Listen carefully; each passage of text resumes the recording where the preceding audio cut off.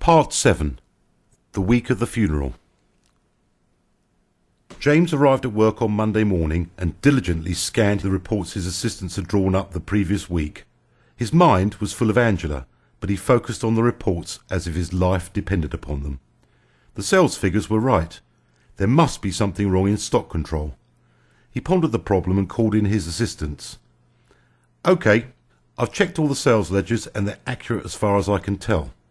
Let's move on to the mammoth task of examining stock levels," he said. "You take Europe, and you take the rest of the world, and I'll take the US." Both nodded in agreement and set about their respective tasks. James walked out to the reception area. Denise, I'll be away Tuesday afternoon till Thursday afternoon, and you won't be able to reach me all day Wednesday. I have to be in Boston for Chrysaline's." His voice tailed away. "OK, Mr. Lindsay, I've got that." Denise noted the details as James walked back into his office.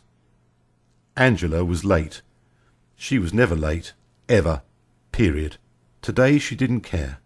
She, too, floated into the office without a care in the world. The Alpha had broken down, an incident that would have ordinarily made her seethe with anger. Today nothing would upset her. She felt different. She looked different. She was different. As she walked through the ground floor reception, she smiled. She had time, and she had grace. Both men and women glanced at her, not knowing what was different about her, and smiled back. She glided into her office on the 4th floor and logged onto her computer. She's in love. She's in love. She's a woman in love. She's a woman in love. Lighting up the office, I see a different girl.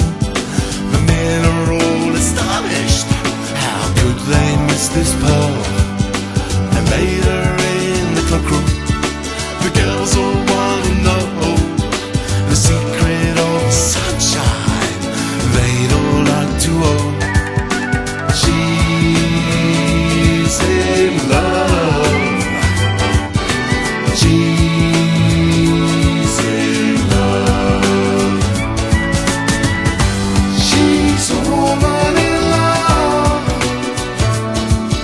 She's a woman in love. She's a woman in love. She's a woman in love. She's a woman in love. The cleaners must have moved the screen again, as it was no longer angled for her eye line. Normally this would have infuriated her, but today she adjusted the monitor and began her work. "Everything all right?" said John. Angela looked up. "Fine," she replied, looking at her screen. "You were getting on well with the new boy on Friday," he drawled. "Go anywhere interesting this weekend?" he continued. "Why don't you go away and crawl into the hole you came from, John?" Angela replied in a polite voice. "Manners were never your strong point, Angela darling, were they?" he replied. "Get lost and shut the door behind you." John stood at the door smiling for a few seconds before shutting the door firmly. "Arsehole," she said after the door shut. Angela quickly forgot about John. She was used to his insidious remarks and no longer found them offensive. In her mind he was a non-person, and he ceased to exist as a human being in her eyes. She browsed her screen for a Friday morning order to show up on stock control, and when it didn't she sighed and replaced the order from the notes on her desk. She walked out of the office and went to her design department. Angela couldn't remember the number of times different people commented on her hair or her clothes that day. All she knew was that it made her feel very good about herself. James and Angela met for a pre-arranged dinner that night. Angela had never laughed so much in her life. James was funny too. It just got better and better. They talked about everything. He was astonished how much knowledge Angela had on just about any subject he cared to mention. She'd finally met her match. They concluded the night at James's house, where Angela admired his taste in art. "I can't see you tomorrow night," said James.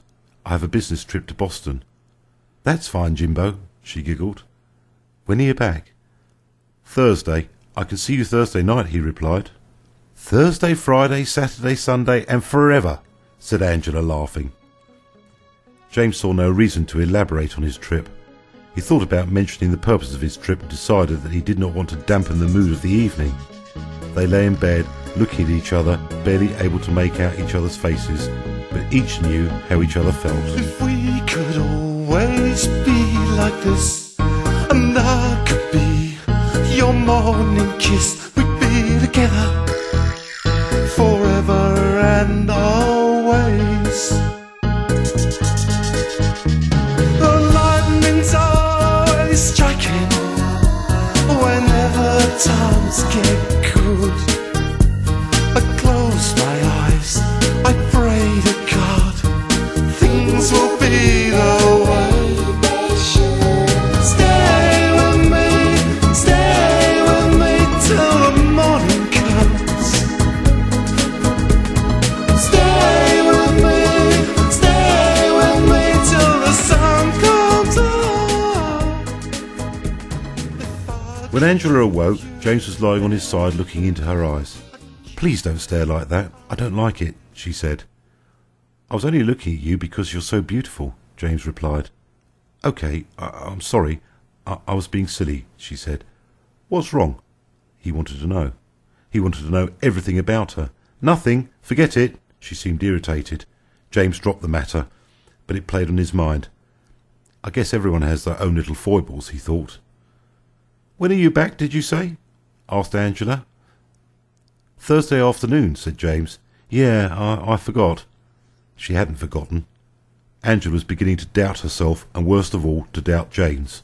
Her low self-esteem, born out of her loveless childhood, was beginning to surface.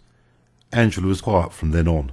James tried to make conversation with her, and she would answer, but he felt he was working hard, whereas previously everything had been so easy. They drove to work and walked in separately. James called Miles and asked how things were going at Riley's. "I'm up to my eyeballs," Miles said. "Have you heard from Tate yet?" asked James.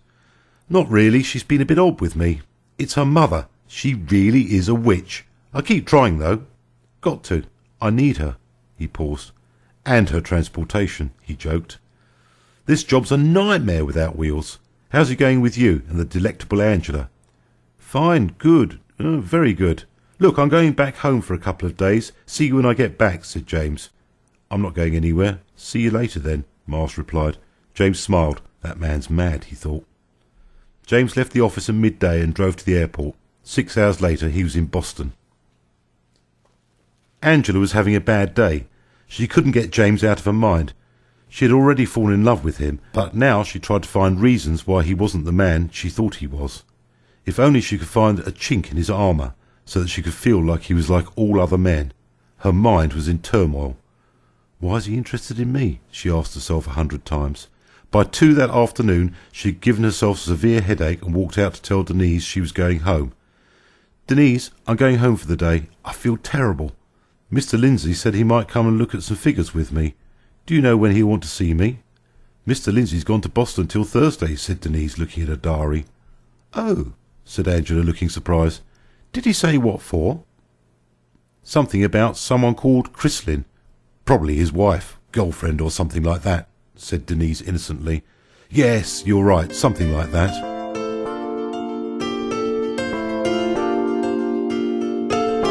Maybe I was wrong about you this time. Maybe I was right all along. People tell me you were always cheating. Why to say these things now you are gone? Maybe I should have got the message sooner. Maybe I should have stayed on my own. I'm gonna go and spread the word about you, how you went and left me on my own. I always trusted you, let me down. You're nothing but a heartbreaker. Should have seen it in your eyes. You're nothing but a love faker. Should have seen through your disguise. Did you ever ever feel a good thing for me? Did you always take me for a fool? Angela left the offices hardly able to control herself. She took a cab back to her condo, slammed the door behind her and started drinking. She didn't go to work for the rest of the week. Miles was proving to be a good administrator at Raleigh's. He had all the men from the LAPD working in shifts. In all, 12 men had volunteered to help the cause that Miles had dubbed the Fight to Save Raleigh's. He'd even managed to get the services of Frank's wife to come in and cook for Raleigh's boys. The pool tables had been moved to reveal a small dance floor, which was sanded back to the bare timber and lacquered to perfection. The bar, too, had been stripped back and recoated. Miles sanded the chairs and tables in the seating areas and painted those too. There hadn't been much time for music. Miles returned home on Wednesday night to see his old BSA sitting in the driveway. It was too dark to see whether any parts had been stolen. That was Miles's first thought. But as he approached and the night light came on automatically, he could see that the bike appeared to have been polished. He ran his hands over the bike. It was spotless.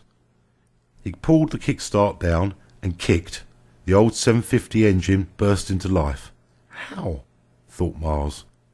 He rode the bike to the end of the road and back up the driveway and beside the house. Tate! It must be Tate! Hardly believing his luck. He opened his front door and turned on the light. On the floor was a note. Hope you enjoy your bike. Best wishes, James. James, I love you, exclaimed Miles.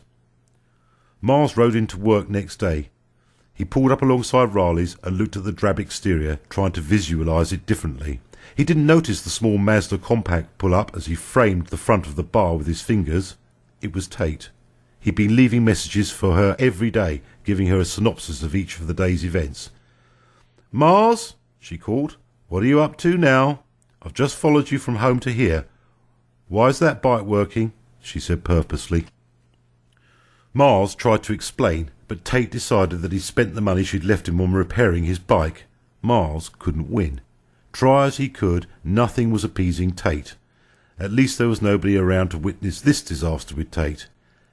As she sped off, Mars turned round to see Monty and Gill, the two retired Checkers men, standing on the opposite side of the road. Don't say a word, he called out. They both shook their heads in tandem. You open, said Monty. Next week, said Mars, grinning. Sure thing, likely story, said Gill, adding, I doubt you'll be alive by next week. You sure have a way with women. Gill and Monty laughed and walked away, leaving Mars cursing the two wise men. The funeral went off as expected. James was asked to speak, but politely declined. He didn't know Chrysaline's husband, Michael, and thought it inappropriate to speak. He struggled with the reception after the funeral and found himself wishing it could all be over and he was back in LA. He felt guilty that his mind constantly flitted to Angela and the funeral meant less to him than it ought. His mother observed that James wasn't behaving like himself and decided it wasn't the right time to talk to her only son. James spent the afternoon and early evening saying all the right things. He was an automatic pilot and was relieved when the majority of the mourners had left by 8 that evening. He gave his condolences to Chrysaline's parents and offered assurances that he would visit them from time to time, and left. He spent the remainder of the night with his parents. The flight from Boston to LA was uneventful, and James enjoyed his solitude. James was looking forward to getting back to the office and seeing Angela. He considered going straight from the airport to the office, so that he could see her a couple of hours earlier, but decided to go home, pick up his attaché case and change clothes.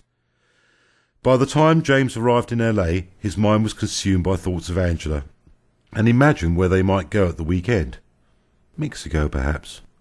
There must be somewhere romantic relatively close by, he thought. He resolved to ask Mars once he arrived back at home. Yes, Mars would know. He was an expert on music, love and romance. James couldn't wait to call Mars, but instead decided to make a small detour on his way home and swing by Raleigh's. James stepped through the swing doors and tried to comprehend the activity. Mars had clearly been very busy, and whilst the bar looked the same from the outside, it was completely different inside. Mars was instructing two of his helpers, and stood in paint-covered denims and an old T-shirt that read, The Damned. James, how are you? James, the bike! The bike! How can I ever thank you enough? What are you doing here? You're supposed to be in Boston. Miles said, striding across to James, grinning from ear to ear. I told you I'd be back today, said James, who added, and the bite was the least I could do. Miles grabbed James by the hand and shook it vigorously. So what do you think? Said Miles, gazing around the bar, surveying his handiwork. It's bright, said James, understating the obvious. I've been in touch with a couple of drinks companies, and they're going to send me some new signs, Miles added enthusiastically. It looks to me as you still have quite a way to go, said James. A few more days, said Miles, looking around and studying one of the helpers. I wanted to ask you about a romantic place to take someone, said James, lowering his voice so as not to be overheard. No problem, said Miles at a volume James felt the whole world could have heard. Keep it down, said James. I assume that all is well in the world of Angela, then? Miles inquired, ignoring James's remark. Yes, fine, but I haven't spoken to her since I've been away. I did call her a few times last night, but she must have been out. I'll see her in the office later and want to ask her to come to somewhere romantic for the weekend, and that's why I'm asking you. Miles hadn't been for a romantic weekend away with Tate for as long as he could remember, and suddenly felt a strange guilt washing over him. Yes, let me think for a minute. He racked his brains for inspiration. There's a wonderful town called Carlsbad, near San Diego. I'm sure you'd love it, he said confidently. He and Tate had visited Carlsbad for a wedding some years previously. Yes, that's the place for sure, he added. Thanks, Miles. I knew you'd know. I've got to go. Speak later. Great stuff, said Miles, hoping that his distant and faded memories of Carlsbad were correct. I think you could have done a better job with that lacquering, said Miles to the man he'd been studying whilst talking to James. If you could do better, here's the brush, said the man, clearly ruffled by Miles's remark. Oh, don't be like that. I'm just doing my best for dear old Pat, said Miles. Come on, for Pat? Come on, for Pat, added Miles. The man shrugged his shoulders and carried on painting. Miles was enjoying being the boss. Angela awoke in a daze. She'd been drinking heavily and taking pills. She didn't care about anything when she was in this mood. All she wanted to do was forget. In her mind she had replayed events from her childhood time and time again. Her father throwing her dolls and other toys out of the bedroom window before locking the door for what seemed a lifetime. Standing at the school entrance waiting for her parents' car to arrive at the end of the school term, but it never came. Her father's chauffeur telling her that her parents were away and she had a new nanny. Nobody cared. Her confidence and self-esteem had been battered, and the drink and drugs enabled her to forget just how worthless she felt. James, too, buzzed around in her mind. Part of her knew that she had no real foundation for her fears of him. 50% of her knew him to be a good person, but her insecurities told her that he was just the same as all the rest. The phone rang again, but she sat silently looking at the empty bottle of vodka on the table, barely able to take in the sound. She did hear James's voice on the answering machine and wandered over to where it was stationed and lightly ran her fingers over the speaker as he spoke. She had no intention of answering, but she did like his voice. "Hi, I'm back from the funeral," said James. "Funeral? What funeral?" thought Angela. "You're not at work, and they're telling me that you're not well. I hope it's nothing serious. I wonder whether you'd like to go away for the weekend, just the two of us. My friend tells me that Carlsbad is lovely. Look, I'll try later and call round to see how you are." There was a pause, as if James was waiting for an answer, and then, "Bye. See you later, I hope." The receiver went down and Angela pondered the call. Now she could analyse every word, the way he had said it, by replaying it over and over till she had made a conclusion about the integrity of the message. James busied himself at the office reacquainting himself with his work and that of his assistants. Nothing made sense, the company appearing to be trading profitably. He called in his assistants for a briefing. Before they arrived, John Walters stood at his door. "How'd the trip go?" said John. "Fine, just fine," said James, looking up at the dapper-looking John. "She's mad, you know," added John. "Who's mad?" replied James. "You know, your new friend, completely mad, Looney Tunes," he said, smirking. "I don't know what you're talking about," said James. "You will," said John, as he turned and walked away. "Good to see you back," John added, without turning. James looked down at the figures on the sheets in front of him. For a brief moment the figures disappeared as he contemplated John's words. "The man's an idiot," James muttered, as he dismissed John's comments as banal, and the figures reappeared. Tate's daily grind had worsened during her stay with her mother. She had always thought of their relationship as perfect as a mother and daughter could be, but now she was having serious reservations. Her mother had nothing good to say about Miles at all. This attitude was fine when Tate had been angry with him, but it no longer suited her, her feelings having softened. She asked her mother not to make any further comments about Miles, but this had not been successful. Her mother had reduced the frequency, but would not stop. Tate knew that she had to teach Miles a lesson, so that this period in their lives was never repeated. She loved him dearly, but he didn't seem to be putting in the effort she thought he should to win her back. She decided on taking a different approach. She would tease him.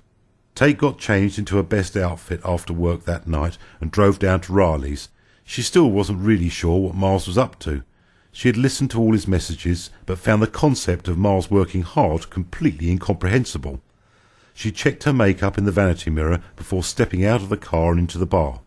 Miles was at the far end of the bar with Frank and appeared to be directing operations. She looked across incredulously, but she knew this couldn't be stage managed. He really did appear to be in charge of something. By now 2 or 3 of Riley's helpers had caught sight of Tate and whistled loudly. Miles looked up. For a split second he didn't recognise Tate. "Hey, guys, cool it. That's my wife. Cut it out," he said anxiously. Miles was shocked to see Tate looking so beautiful. She really took his breath away. He was also puzzled and a little worried. Why was she dressed to kill, and what's more important, who for? "Tate, what are you doing here? You didn't call me or anything. I mean, it's great to see you here, but—" "Why are you dressed like that?" he asked. "I was just passing and thought I'd drop by. I'm out with friends tonight and I'm a little early, so—" "What are you up to, Miles?" "I told you before, I'm trying to get this bar to work. We're sort of remodelling it, but we don't have much money to spend," said Miles. "The colours are terrible." "Who chose them?" replied Tate. "I did, but Frank helped," he said, looking towards Frank. Frank smiled as they looked towards him. He had no idea what they were talking about, but acknowledged that Miles must be saying something good about him. "Well, you and Frank have no idea at all," said Tate. "I wanted you to help when we first started," said Miles pleadingly. "You only had to ask," said Tate. Miles couldn't argue. He wouldn't win, and he was pleased to see Tate take an interest. "Can you help?" said Miles boyishly. Miles and Tate discussed the schemes for the bar, and Tate made some minor alterations to his plans. She also changed the colours. The colour changes wouldn't take that long, but the men might be a bit miffed, so Miles drafted in Frank for support. "Why didn't you get Tate in earlier to choose the colours?" asked Frank. "Let's not get into that. I'm not a designer," replied Miles. Frank busied himself breaking the news to the men, whilst Miles and Tate talked about the bar. Miles, however, couldn't help being bothered and confused by Tate's appearance, and now the smell of his favourite perfume was giving him cause for further concern. He said nothing, but was dying to know what was going on in her mind. Tate finished outlining the colour scheme and general concept for the bar and announced her departure to Miles. "Well, time to go," she said, looking at her watch. Miles had already made up his mind to delay her if at all possible. "I just want you to take a look at the restrooms," he said purposefully. "I'll do that next time I come," she answered, already aware that he might be up to something to change her plans. "Are you sure about the colour over by the seated area?" he continued. "Yes, absolutely," she replied confidently. What about the new optics? Did we decide what—" He didn't have a chance to finish. "Miles, I'm going. See you soon." "When will that be?" "Look, where are you going?" he finally blurted out, as if the lid had blown on a pressure cooker. "That's for me to know, and for you to find out," she said, looking over her shoulder and sexily pouting as she turned to leave. Miles pursued her through the doors and to her car, firing questions about her night's destination. "Aren't you going to open the door for me?" she said airily. Miles opened the door and she slid into the driver's seat. "You used to do that all the time when we first met," she said. "You weren't so blasted mysterious when we first met," said Miles. "What are you telling me, Miles?" she replied. "You weren't so flaming awkward when I first met you, that's what I'm saying," he answered, feeling more annoyed by the second. "You're so evasive," he added. "I'll show you just how awkward I can be if you like, Marsden Hugh Kingsley. You can get on with your project on your own. Don't call me.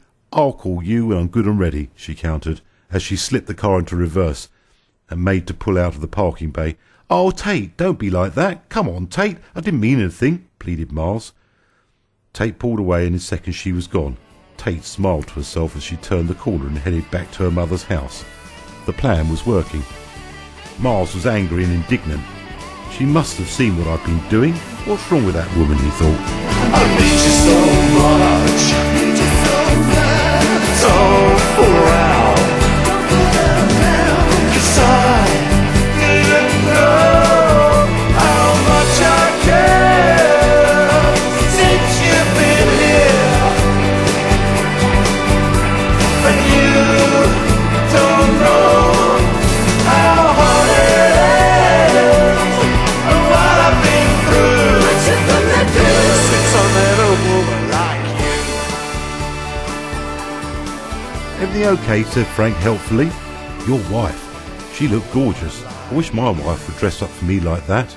"Don't tell her I said that though, will you, Miles?" "No, Frank, I won't," said Miles thoughtfully.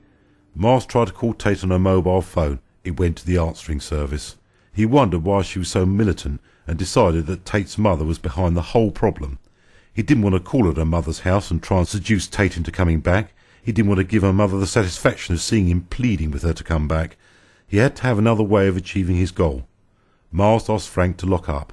Miles was going home. He had an idea, and when Miles had an idea, it had to be executed without delay. It was 9:30 that night when Miles walked into his studio and turned on the equipment. It was the earliest he'd been home since starting work at Riley's. He'd made a coffee and sat by his keyboards, playing some chords. "Nope, not keyboards. It's guitar," he murmured as he reached across and picked up his guitar. It would take Miles almost 5 days to complete his musical letter to Tate. James tried in vain to get in touch with Angela. He'd phoned a few times but didn't leave any more messages. Eventually he decided to drop by her home on his way back from the office. The apartment was in darkness, but James knocked and waited patiently. After a couple of minutes he left and drove back home. Angela peered out through the darkness of her apartment to watch James drive off. She wasn't sure how she felt about herself, but she was sure about him. She didn't understand what it was about him that attracted her so much. She tried to rationalise her thoughts, but failed. His phone calls and now his visits seemed to break the vicious circle of self-destruction that she'd been experiencing. She tried to gather herself and resolved to call him later that night. She didn't. It was Friday morning when she finally decided that she was able to cope with a conversation with James. Free of the alcohol and drugs that enabled her to disappear, she was able to focus on life again. James thought that Angela didn't sound very keen at his proposal for the weekend, despite agreeing to go with him. He balanced his thoughts by reminding himself that she'd been off work and unwell, even though Angela hadn't told him precisely what was wrong. He was pleased that she was better and able to travel. He found a hotel via a travel agent who assured him that it would be the most romantic place on earth. James picked up Angela at 8 that night. If Angela was recovering from an illness, she certainly didn't show it. She was bright, funny and intelligent. Her knowledge of everything captivated James. She giggled at his stories of youth, his college days, his work experiences. James mimicked the people he'd met in his lifetime. He'd never thought of himself as funny, but she made him feel as though he could be anything he wanted to be. In the future, James would recall the drive to Carlsbad was the moment he knew Angela would be with him forever. If it wasn't the drive to Carlsbad, then it would be the weekend they spent together, watching the moonlight shimmering over the Pacific, drowning in each other's aura, and each radiating the happiness they'd found in being together. Neither Angela nor James had experienced this feeling ever before.